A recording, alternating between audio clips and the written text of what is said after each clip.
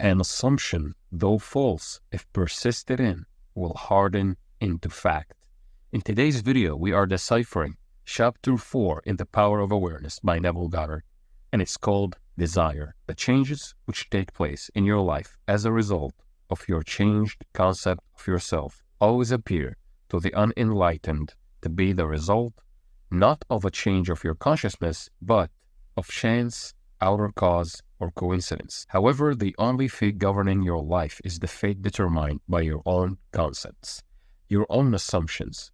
For an assumption, though false, if persisted in, will harden into fact. The ideal you seek and hope to attain will not manifest itself, will not be realized by you until you have imagined that you are already that ideal. There is no escape for you except by a radical psychological transformation of yourself, except by your assumption of the feeling of your wish fulfilled. So for many people, when you assume the feeling of your wish fulfilled, and there is a sequence of events that will happen in your life, people will give credit to that sequence of events, and they will forget that you change your concept of yourself. They will say that maybe this was a coincidence. Maybe it happened by luck. Maybe it happened by someone or something else outside of you. Like they were trying to take away the credit of your own imaginal act. They will put it and give the credit to the outside world, when in reality, the world is just a mirror. What you put in is what you get back. So what you believe about yourself, you will experience in the 3D hologram we're living in. This is just a mirror. This physical reality is a mirror. So if you are smiling at it, it will smile back. If you are frowning at it, there is no way that the mirror will smile until you smile first. Therefore, make results or accomplishments the crucial test of your ability to use your imagination. This is why when some of you guys ask me in the comments, should I do this? Should I do that? What's happening? You should do it yourself. Knowledge is key, but you should put it to the test yourself. You should experience it yourself to know that it's working. Everything depends on your attitude towards yourself. That which you will not affirm as true of yourself can never be realized by you, for that attitude alone is the necessary condition by which you realize your goals. All transformation is based upon suggestion, and this can work only where you lay yourself completely open to an influence. You must abandon yourself to your ideal as a woman abandons herself to love. For complete abandonment of self to it is the way to union with your ideal. So you must just leave the old personality and dwell into the state of the wish fulfilled as a new person, completely new person. How would you feel? How would you act? How would you talk? How would you walk? Embrace it and indulge in it. Be in that state. How would you walk if you already have what you want? If you have $10 million, if you are already married, if you have the partner of your dreams, if you have the car that you want, if you have the house that you always dreamt of, how would you feel? Walk as if it's already an accomplished fact. You must assume the feeling of the wish fulfilled until your assumption has all the sensory vividness of reality. You must imagine that you are already experiencing what you desire. That is, you must assume the feeling of the fulfillment of your desire until you are possessed by it. And this feeling crowds all other ideas out of your consciousness. So you must be in it. You must think from it, not of it. Thinking from it, like watching it as you are in the movie itself. You are not watching a movie in the theater. No, you are in the movie. You are in the casting crew. You are in the casting crew, so you are an actor in the movie. You're not watching it from far away. No, you are in it. You are in the movie. So you imagine it in first person, like you are seeing your hands, you are touching things, you are smelling things.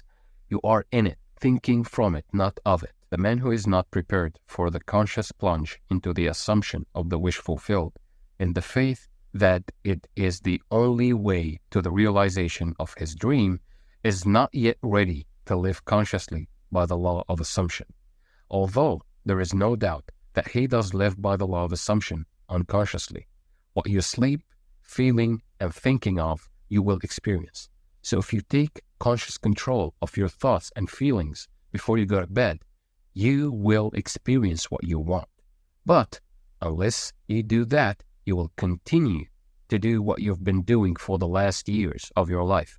Sleeping sad, sleeping unhappy, sleeping unsatisfied, and then wonder why it is increasing, why the bad things are increasing in your life. Because you didn't change your concept of self. You didn't imagine yourself as being successful before you go to bed.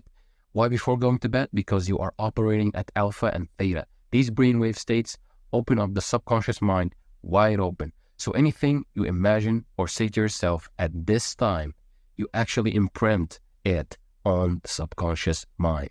But for you who accept this principle and ready to live by consciously assuming that your wish is already fulfilled, the adventure of life begins. To reach a higher level of being, you must assume a higher concept of yourself.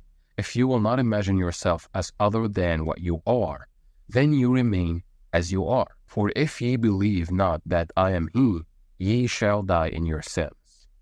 If ye do not believe that you are he, the person you want to be, then you remain as you are.